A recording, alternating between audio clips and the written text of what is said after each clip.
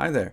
In this tutorial, we're going to use Unity XR Interaction Toolkit interactable events to create sound and sound effects as we build this VR escape room.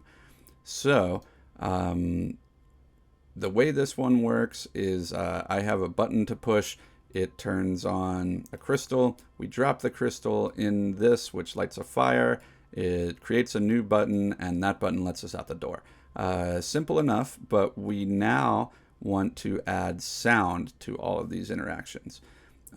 So just like I was doing before, I'm going to use hover to create more effects on the touching of this button. But I need to add a component to this button first, and that's called the audio source. So I've already got it there, but I'll start with it gone so I can show you from scratch. We're going to add a component, start typing audio, and then pick audio source. And an audio source comes in with a parameter for audio clip. So in particular, I want this sound. It goes click, click. There we go. That's going to be my button click sound. I downloaded this from freesound.org. And what I'm going to do is just drag the file into audio clip. The only other things I want to change from the default settings are there's a default setting called play on awake. What that means is as soon as this object becomes active in the game world, it will play this sound. So right now, what that would mean is the second the game starts, we would hear click, click. I don't want that, so I'm going to turn off play on awake. The other thing that I do want, though, is this spatial blend. There's a bunch of sliders here, things like volume, pitch, those can adjust and be very useful in different sound clips. But I want to work with spatial blend. I'm going to move it from 2D to 3D. What 2D would mean is that would be probably appropriate for like soundtrack music, or maybe like a voiceover that you want to hear just kind of coming from everywhere. But 3D is like realistic diegetic sound effects in the game world. And if they're to our right, they sound to our right. If they're to our left, they sound like they're to our left. So we turn this all the way up to 3D to get that effect.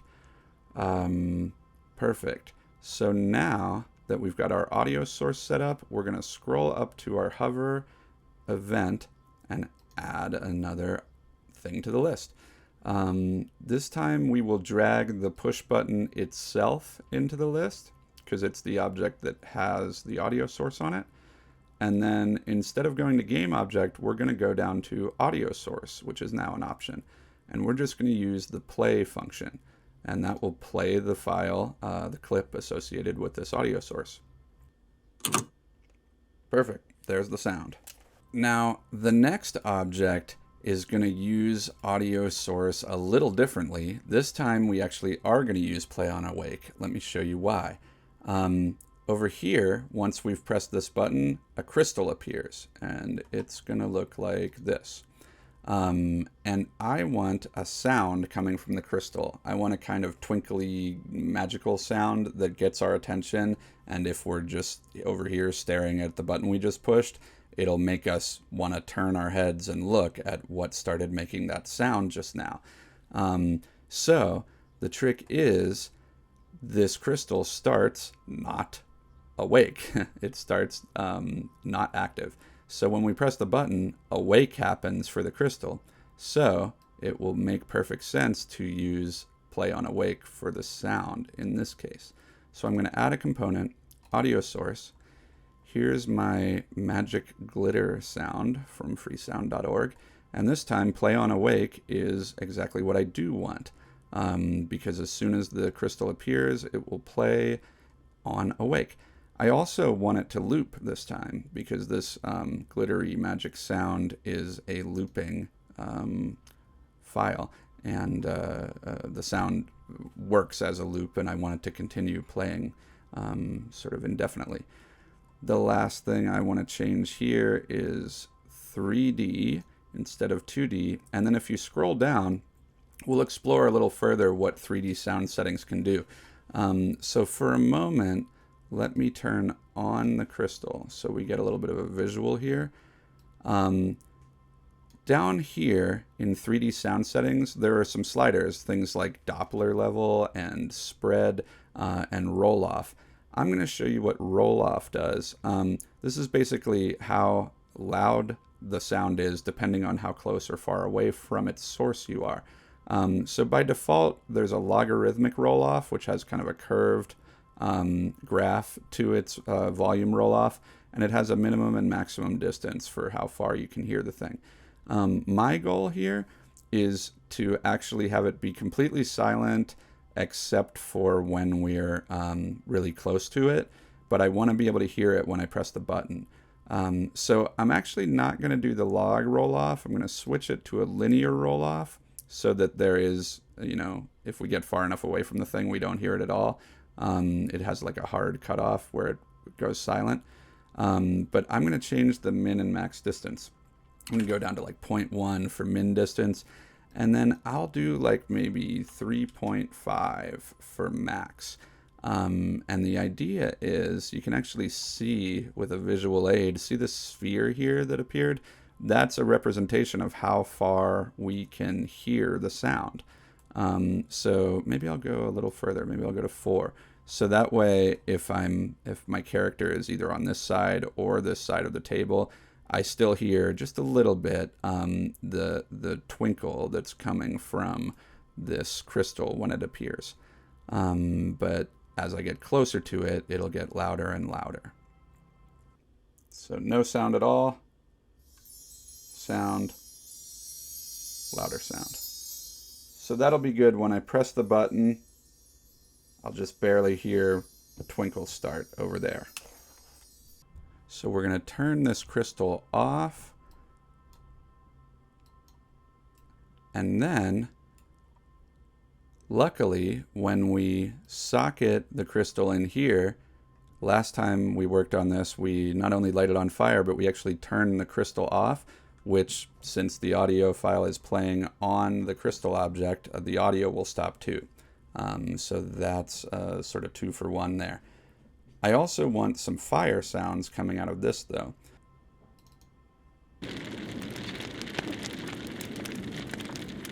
But I also want kind of an ignition sound, a sound that sounds like the fire lit, to just play once. So we'll put an audio source on this particles fire object. We'll put sound effects fire in there, and it's not going to play on awake, but we do want it to loop, and we want it to be spatial. So then we're going to have particles fire added to the select of this socket. We will go to its audio source and hit play. So that'll play the looping fire sound. But I also want to play this kind of ignition sound one time.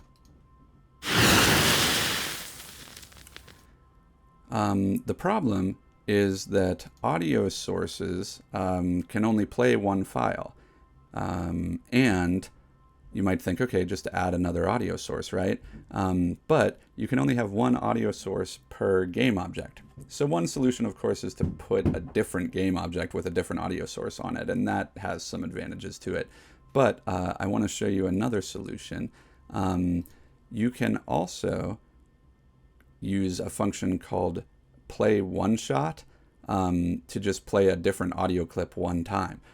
So if I add yet another item to this list, I'll do the particles fire again because it has an audio source on it. But this time, instead of play, I'm going to do play one shot. That has one more box, which is an audio clip. So you can actually drag a different audio clip. This isn't the assigned one that goes with this audio source, but that's okay. It'll just play it one time.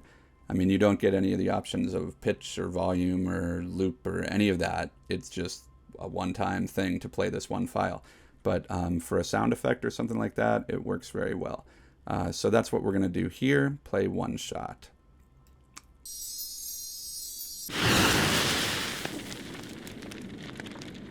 Perfect. Last thing we want to do is make sure that this push button gets its click sound.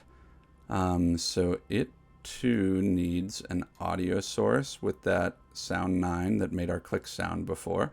And we're going to add the push button object. We're going to address its audio source and we're going to play. And then the last thing I'd like this to do is sort of play a U1 type sound. So again, I'm going to use my my play one shot trick. And I will do audio source, play one shot, and I'm going to grab this sound that's called reveal. That will be my sort of like congratulations U1 sound. So let's test this all out.